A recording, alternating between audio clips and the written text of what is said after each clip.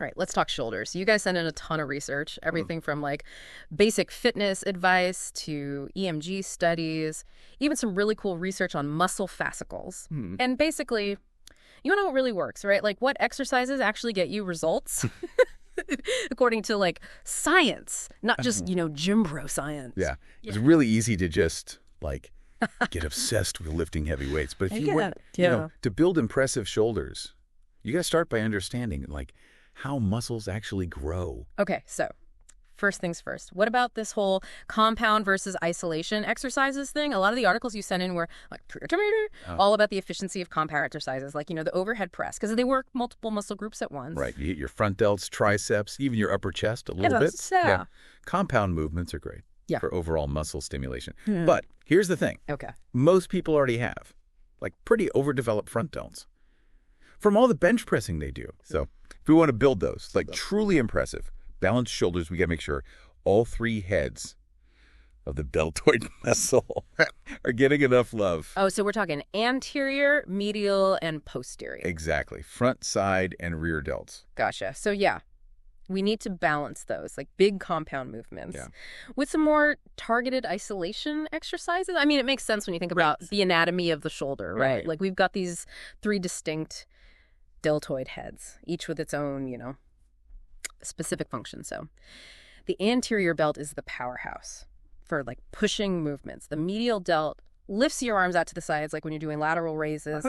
And then the posterior delt, which I feel like a lot of people neglect, helps pull your arms backward. Yeah, exactly. And while we're talking about anatomy, let's not forget about the upper trapezius muscle. Oh, the upper traps. Yeah.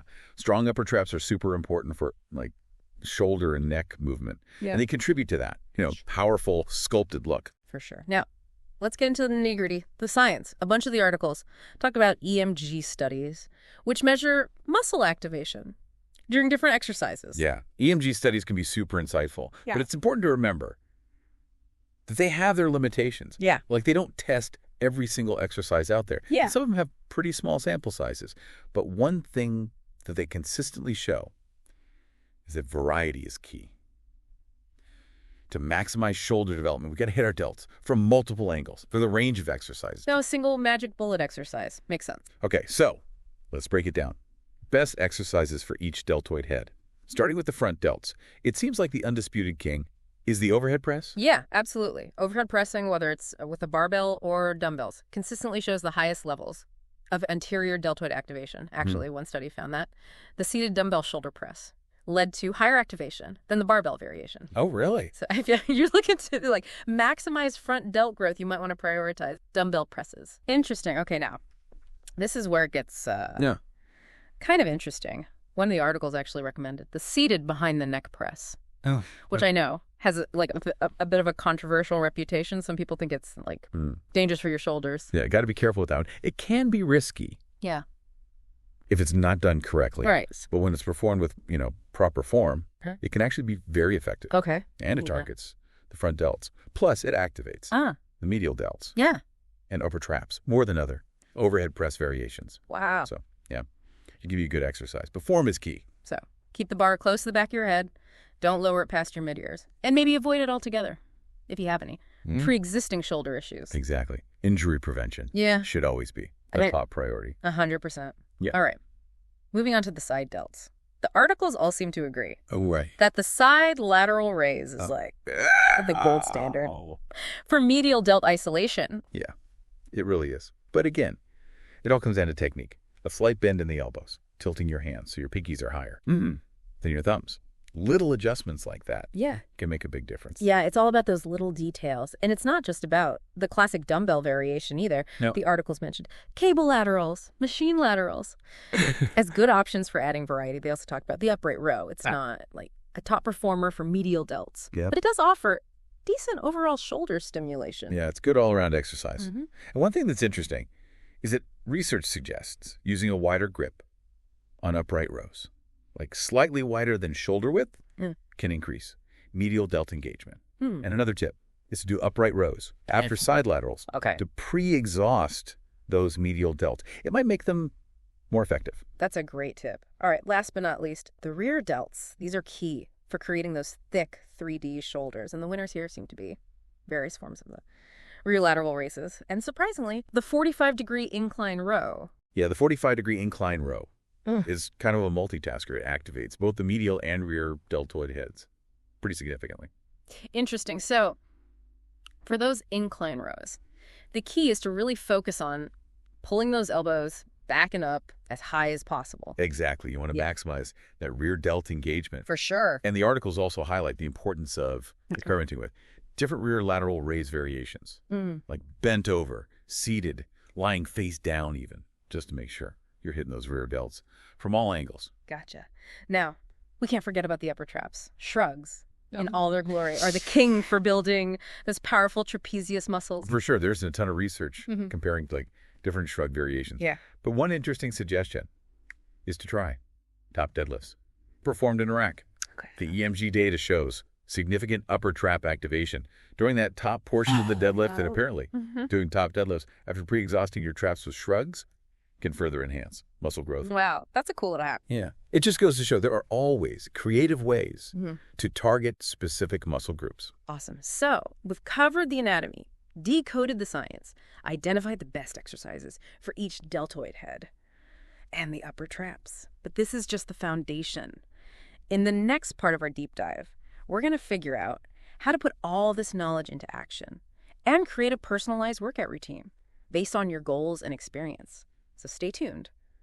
Okay, so we know the best exercises for building amazing shoulders, but how often should we actually be training them? The articles you sent have some different opinions on this. Some say once a week is enough, while others recommend hitting them 2 or even 3 times a week. What do you think? Yeah, that's a good question. There's really no one-size-fits-all answer. When it comes to training frequency, it really depends on your training experience, recovery ability, how hard you're pushing each workout, and even your overall training split. Gotcha. So for someone just starting out, once a week might be a good starting point.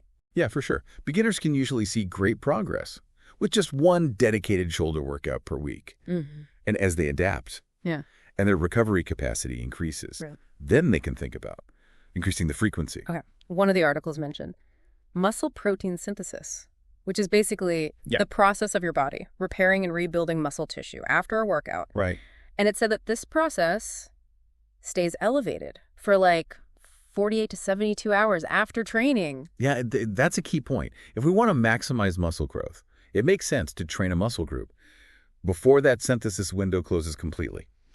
So if we're training shoulders twice a week, is it better to spread those workouts out evenly, like Monday and Thursday, for example? Or would it, like a cluster approach, be more effective, where you hit shoulders on back-to-back days, like Tuesday and Wednesday? That's a really interesting question. And honestly, the research isn't totally clear on which approach is better. Yeah.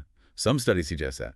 Spacing workouts out evenly allows for better recovery between sessions. But other studies indicate that clustering workouts might actually lead to greater overall training stimulus. So it might come down to a bit of experimentation to see what works best for you. That makes sense. And of course, always listen to your body. If you're constantly sore or fatigued or just not seeing progress, that might be a sign that you need to adjust your training frequency or maybe how much you're lifting. For sure. One article also pointed out that if you're already doing a lot of pressing movements in your routine, like if you're following, say, a typical push-pull leg split, training shoulders 3 times a week might be a bit overkill. Yeah, I'd agree with that. You got to think about the big picture. You're already hitting your front delts indirectly through all those chest exercises like bench presses and incline presses. So adding too much direct shoulder work on top of that could create imbalances or even lead to overuse injuries. Right, that makes sense. Okay, so let's talk about sets, reps, and weight selection. The articles seem to agree that. A combination of heavier weights for lower reps, like around 6 to 8, and lighter weights for higher reps, like around 10 to 15, is optimal for muscle growth? Yeah, I think that's a good approach. You're essentially targeting different muscle fibers with those different rep ranges. So heavier weights and lower reps primarily engage your type 2 muscle fibers, which have the greatest potential for growth, while lighter weights and higher reps focus more on your type I fibers, which are important for muscular endurance. Gotcha. So we need to incorporate both of those rep ranges into our shoulder workouts. Exactly, to make sure we're stimulating all those different muscle fiber types. And of course, we always need to remember the principle of progressive overload, gradually increasing the weight, reps, or sets over time to keep challenging our muscles. Right. We need to keep pushing ourselves, but at the same time, we need to be mindful of our body's signal. If you're struggling to maintain good form, the weight is probably too heavy. Exactly. It's not worth sacrificing form, just to lift a few extra pounds. And remember, progression isn't always about adding weight. You can also progress by increasing the number of reps you can do with a certain weight, or by adding an extra set to your workout. Right. It's all about finding ways to challenge yourself without overdoing it. Exactly. One article also emphasized the importance of listening to your body and not being afraid to. Deload. If you're feeling super sore or fatigued. Yeah, sometimes taking a step back can actually help you recover more effectively. Makes sense. Speaking of recovery, the articles also talked about the importance of sleep, nutrition, and hydration for muscle growth. Oh, absolutely. Those things are crucial. You can't build a house without the right materials, right? Yeah. Getting enough sleep, eating a balanced diet, and staying hydrated, all of that plays a huge role in maximizing those recovery processes. So we've covered training frequency, sets, reps, weight selection, and recovery. Any other key points we should hit on? Well, I think it's important to remember that building great shoulders takes time and effort and consistency. Yeah. There's no magic formula. It's all about understanding the principles of muscle growth and applying them diligently and being patient. And don't forget to have fun. Exactly. Find what you enjoy doing and make it a part of your lifestyle. All right, so that's the foundation for building impressive shoulders. But in part 3, we're going to unveil some advanced training techniques and expert tips to really take your workouts to the next level. So stay tuned. We're back. For the final part of our shoulder deep dive, we've covered the best exercises, how to structure your workouts. Now, let's get into some advanced techniques that can really elevate your shoulder training. Yeah, this is where things get fun. We're going beyond the basics here and looking at strategies that can, optimize your workouts for even better muscle growth, strength, even injury prevention. Okay, so one technique that kept coming up in the articles was eccentric training, which focuses on the lowering phase of an exercise. So with a dumbbell shoulder press, it would be slowly lowering the weights back to your shoulders. Exactly. Eccentric training is really interesting because it puts more stress on your muscle fibers, leading to a more microscopic muscle damage, which then triggers a more robust repair and growth response. You're basically pushing your muscles to their limits in a controlled way, forcing them to adapt and get stronger. Right. And there's research that suggests eccentric training might be particularly effective for increasing muscle fascicle lengths. Okay, hold on. What those are again? Muscle fascicle are basically bundles of muscle fiber. Increasing their length has been linked to greater muscle growth and improved athletic performance. Longer muscle fascicles mean bigger, stronger muscles. Yeah, pretty much. It's not just about size and strength, though. One study we looked at focused specifically on the effects of eccentric training, on shoulder strength, flexibility, and even muscle architecture. Interesting. What did they find? Well, they found that eccentric training led to significant increases in eccentric strength, especially in the rotator cuff muscles. Which makes sense, since eccentric training emphasizes that lowering phase, and those rotator cuff muscles are working hard to control the movement. Exactly. And the study also found that eccentric training increased muscle fascicle length and volume in the supraspinatus muscle, which is one of those key rotator cuff muscles. It not only made the muscles stronger, but it actually changed their structure, making them bigger and longer. Exactly. Pretty cool, huh? That's wild. But it gets even more interesting. The study also found that eccentric training led to a decrease in passive range of motion. Wait, so it decreased flexibility. I thought training was supposed to improve flexibility. Yeah, that's a common misconception. Stretching and mobility work are definitely important for maintaining flexibility. Yeah. But eccentric training can actually increase muscle stiffness. Huh. Isn't that a bad thing? Not necessarily. Increased stiffness can be beneficial for certain movements and activities, especially those that require explosive power or stability. It's like a trade-off. You gain strength and size, but you might lose a bit of flexibility. In a way, yeah.